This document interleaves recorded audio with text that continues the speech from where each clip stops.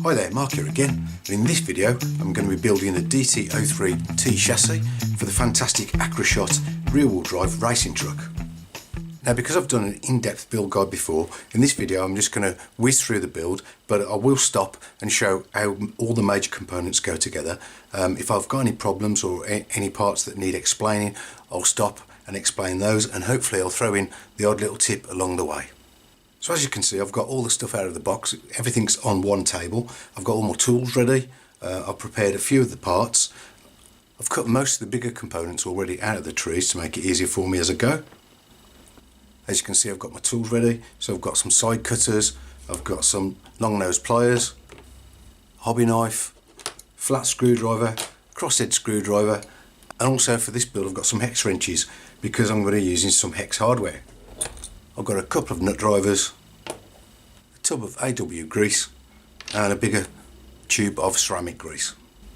I've already opened part bag A and put them in a tub to make it easier. You might be able to see there is some hex hardware that I referred to. Hopefully you can see out there, it's a button head stainless steel machine screw, and they will replace most of the self tappers that are included in the kit. You can also see I've got some metal bearings which will replace the plastic bushings. And I've already prepared the servo horn and the steering tie rods. And as you can see, the last thing that I've already prepared is the servo. So I've got all the electronics that I'm going to use. I've wired them up to a battery, turn them on, get your controller, and just make sure that that servo is in the central position, because if you don't do that now and you get it in the car and it's wrong, you're going to have a hell of a job putting this right later on. So we're going to start by attaching the two halves of the chassis together, but before you do, make sure you get that foam tape as it shows in the manual. There's a bit that goes at the front there, and there's two pieces that go at the back, and you put those on both sides of the, or should I say both halves of the chassis, and this just slots together, and we're held together by, I think it's 4 3x10 screws. And as I said, I'm using these machine screws, so I do recommend when you're screwing into this harder plastic that the chassis is made of, that you do put a little bit of grease on the thread, and that will just help it to cut into that hard plastic. We'll just get the first one in. Right, so yeah, with that bit of grease on there, that went in fairly easily, so I'll just get the rest of them done. Okay, so it's only 3 screws and not 4, but even so, I can feel the inherent strength of this chassis already. It really is a fantastic design. It's very simple, but it's been cleverly thought out. And now, one of the things I really like about this design is none of the suspension components attach directly to the chassis itself. So you've got this really hard plastic chassis, as I said, and the rest of the suspension components are made of this much softer and obviously impact resistant plastic that are less likely to crack or break in an accident. But if you do manage to break one of the components, it's simply a case of removing them from the main tub and replacing with new parts, so you don't have to replace the whole chassis itself. And the first of those softer plastic components we're going to attach are the front stays, which are parts M1 and M3. But just be sure to note that these two here are 12mm long. That one is also 12mm long, but the bottom one here you need a 15mm screw. So here's the finished servo assembly. It should look like this when you've built it up. You might notice in there you can see I've put a 3mm washer inside there instead of plastic part P1, because the thickness of that was only allowing about 2 turns of the screw into the output of the servo, and I thought it needed a few more threads to hold in there, so yeah, that's why I've changed that out. So we've just got to get this into the chassis now and hold it in with 4 10mm screws. So for that, we've just got to turn it upside down and feed these tie rods through the holes in the chassis.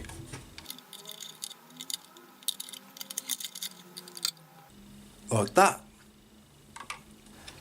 Bit difficult to see, but it should sit down in position between the posts inside there at that angle. And I'll just get the 4 screws in, which go in these holes here. In step 10, we've got to get the front arm assembly with that U-shaped shaft there, and fit that to the underside of the chassis, and then pop on your soft plastic little bumper, part M7, making sure that that bar goes in that slot there, like so. and then it's just the 4 15mm screws. Then you need to fit on your 2 upper arms in the alignment as you can see there, and it's just a screw pin holding each one on. Make up your front steering uprights, which would look like this, and they're just held on again with 2 screw pins on either side, like so. And just make sure that that little tab is on the top of the upright there, and all you've got to do is pop on your ball connector. And with those screw pins done up, that's your front suspension arms and your steering finished.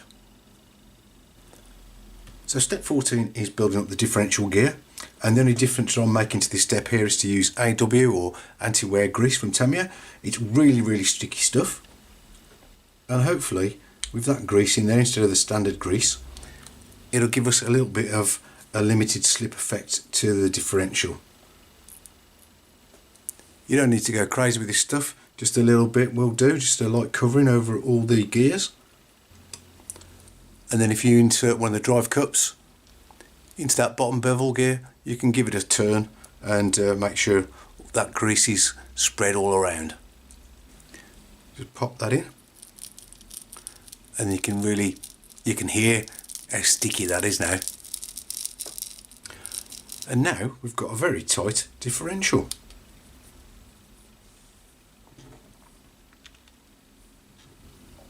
On step 16 we're going to assemble the gearbox, so put your idler gear in, and I've used my ball bearings here. Get your differential. I'm using ceramic grease here instead of what comes with the kit, because this is basically a much better quality grease. You don't need to fill every tooth, just a general application, and it will spread itself around the gears evenly once you start running the car. And you just drop that in place for now. Another little tip is it's always a good idea just to apply some grease to the mating surfaces of the gearboxes. AW grease if you've got it, but any grease will do. And that will just help to seal out the very fine dust from getting into the gearbox and ruining your gears.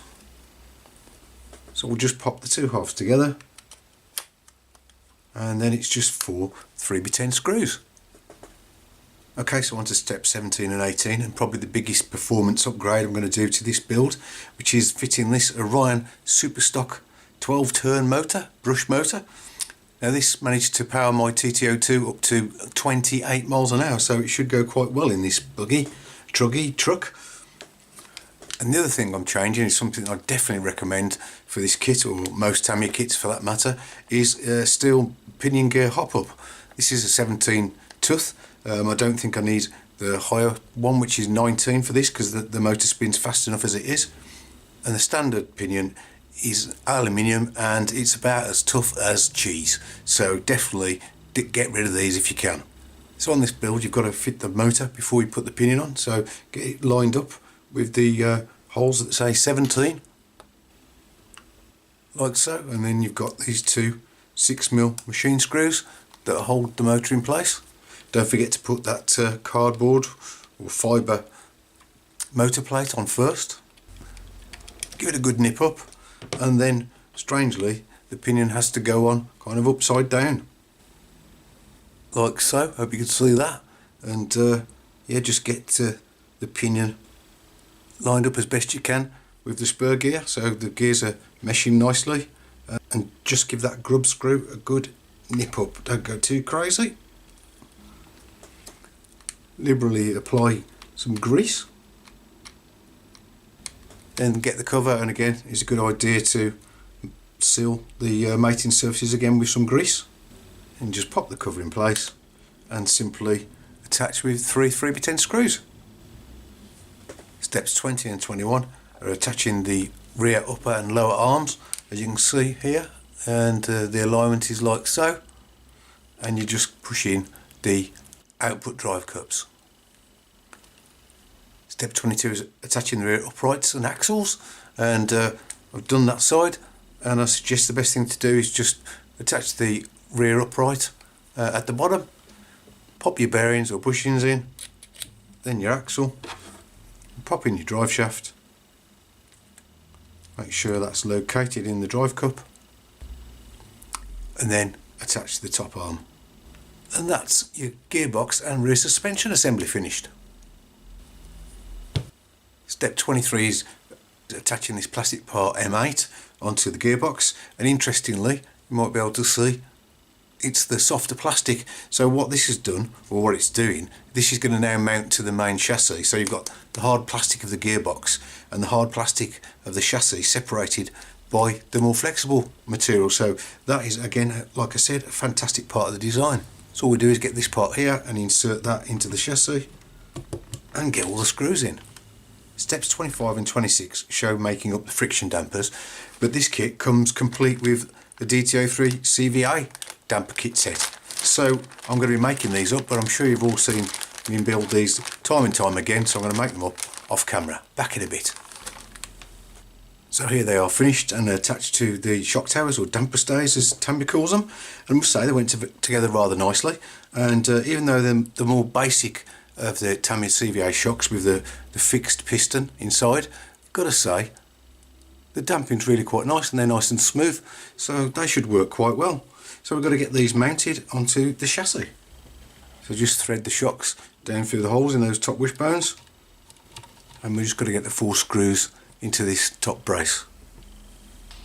And then you've got to fit this brass tube through the bottom of the shock mounts. It is quite fiddly, but what I recommend you do is push the shock through the hole so it sticks out the bottom, and then you can pop that in the bottom of the shock, get the holes lined up, and then pop in your step screw. And although the manual tells you to put the screw in the outer hole, I recommend you put it on the one that's on the inside, so the same on this side, and that just gives you a few more millimetres ride height. And strangely, the rear shock tower only has 2 screws holding it in.